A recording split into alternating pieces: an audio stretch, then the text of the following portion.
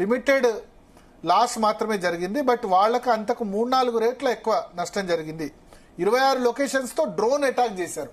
ఈ డ్రోన్స్ అంటే అవి 10,000 రూపాయలకు ఒక, అంటే పాకిస్తాన్ ఎంత బిచ్చం దేశం అర్థమవుతుంది.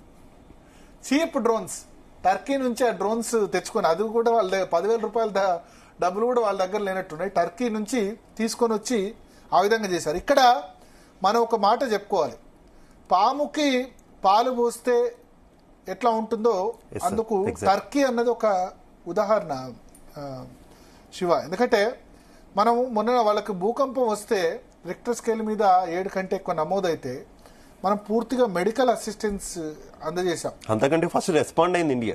ఎస్, అందరికంటే ఫస్ట్ గా రెస్పాండ్ అయ్యి, వాళ్ళు ఏ మతం అని చూడలేదు, అక్కడ ఇస్లాం మతానికి సంబంధించిన అగ్రెసివ్ ఎడగాని ఉన్నారు. అయితే ఇస్లాం ఫండమెంటలిజం పూర్తిగా పాటించే వ్యక్తి ఉన్నా సరే అక్కడ చనిపోయిన వాళ్ళు ఎవరు మతం ఏంది అని చూడకుండా మనం సహాయం చేస్తే టర్కీ ఇవాళ పాకిస్తాన్కి సహకారం అందిస్తుంది. చైనా కూడా సహకారం అందించలేదు.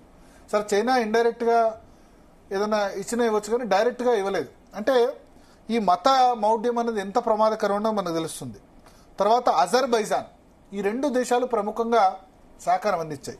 టర్కీకి మనం ఎంత సాయం అందించాం? మన భూకంపం వస్తే 100 కోట్ల రూపాయల విలువైన సాయము, మందులు ఇవన్నీ అందిస్తే కనుక వాళ్ళు చేసింది ఇది. సో ఇప్పుడు ఒక డిమాండ్ వస్తుంది, అదేంటంటే ఈ విషపు నాగైన టర్కీని కానీ అజర్బైజాన్ కానీ దీనికి భారతీయ టూరిస్టులు చాలా పెద్ద ఎత్తున వెళ్తారు. నిజంగా దీన్ని అందరూ మన పర్యాటకులందరూ పాటించాల్సిన అవసరం ఉంది. 2024లో 2.75 లక్షల మంది టర్కీకి ట్రావెల్ చేశారు భారతీయులు. ఎందుకంటే ఇప్పుడు భారతీయులు విదేశాలకి టూర్స్ అబోవ్ మిడిల్ క్లాస్ కానీ పెరిగిపోయారు చాలా సంఖ్యలో. మన దేశంలోనే కాకుండా వేరే దేశాలను కూడా టూర్ చేస్తున్నారు. టర్కీ అటు ఆసియా యూరోప్ మధ్యలో ఉంటుంది, అజర్బైజాన్ కూడా అంతే. సో అట్రాక్టివ్ డెస్టినేషన్స్, మన దూకుడు సినిమా, మహేష్ బాబు సినిమా అంతా కూడా టర్కీలో షూట్ చేశారు. ఇటు రావే అని సమంతతో సాంగ్ కూడా మనం చూస్తాం, టర్కీ డ్రెస్. సో ఈ సమయంలో ఒక పిలుపుని వస్తుంది ఏంటంటే టర్కీని అజర్బైజాన్ బాయ్కాట్ చేయాలి. మాల్దీవ్స్ ఎట్లా అయితే బాయ్కాట్ చేశారో ఎందుకు మనం వేరే దేశాలు వెళ్ళొచ్చు కదా, గ్రీస్, ఆర్మేనియా లాంటి దేశాలని మనం టూర్ చేయొచ్చు. ఇప్పుడు మన డబ్బులతో వాళ్ళు బతుకుతున్నారు, మన డబ్బులతో బతికి మన టూరిస్టులతో మనం వెళ్ళి అక్కడ స్పెండ్ చేస్తే బతికి మనకు జమ్మూ కాశ్మీర్లో టూరిజంను జడగొడుతున్నారు. అటువంటి వాళ్ళ దగ్గరికి వెళ్లే బదులు వేరే దేశాలు, విదేశాలకు వెళ్ళాలంటే గ్రీస్ వెళ్ళండి, ఆర్మేనియా వెళ్ళండి. ఎందుకంటే 2022-24 మధ్య అజర్బైజాన్ సోవియట్ యూనియన్ నుంచి విడిపోయిన దేశం. రష్యా కాకుండా రష్యాతో పాటు చాలా ముక్కలైంది Soviet Union. Russia, Kazakhstan, Uzbekistan ఇటువంటివన్నీ విడిపోయినప్పుడు అజర్బైజాన్ కూడా ఉంది. అజర్బైజాన్లో కూడా టూరిస్టులు 2022 నుంచి 24 మధ్య 68% పెరిగారు భారత టూరిస్టులు. అక్కడ వెళ్ళిన వాళ్ళు యావరేజ్గా 4 నుంచి 6 రోజులు స్టే చేస్తున్నారు. సో 4 నుంచి 6 రోజుల పాటు అక్కడ హోటల్స్ కానీ టూరిస్టులు ఫుడ్ కానీ అవన్నీ తింటారు. సో వాళ్ళకి అక్కడ లోకల్ ఉపాధి. టర్కీలో అయితే 7 నుంచి 10 రోజుల పాటు మన వాళ్ళు స్టే చేస్తారు అక్కడ ఉన్నవాళ్ళు.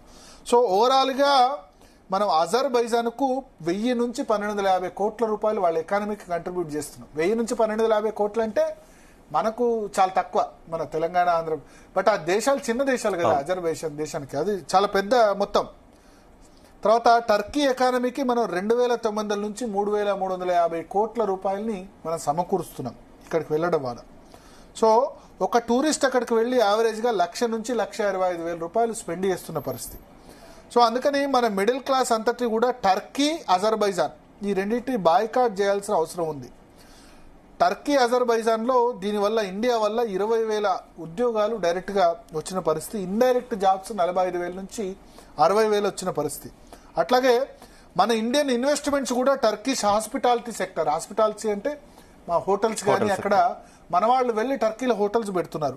35% దీన్ని పెరిగింది.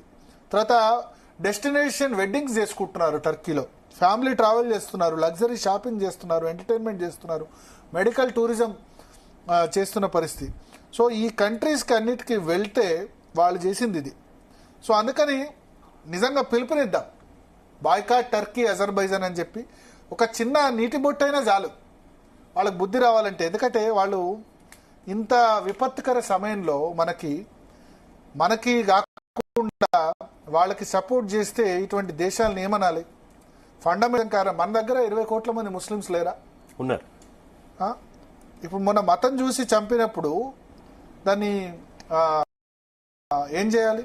అట్లాగే పాకిస్తాను ఆలయాల్ని టార్గెట్ చేస్తుంది. మొన్న హిందువుల్ని చేశారు, ఆలయాల్ని, తర్వాత సిక్ డెస్టినేషన్ ని స్వర్ణ దేవాలయం మీద టార్గెట్ చేశారు, వైష్ణోదేవి ఆలయం టార్గెట్ చేశారు, ఆప్ శంభు దేవాలయం అని చెప్పి జమ్మూలో అక్కడ చేశారు.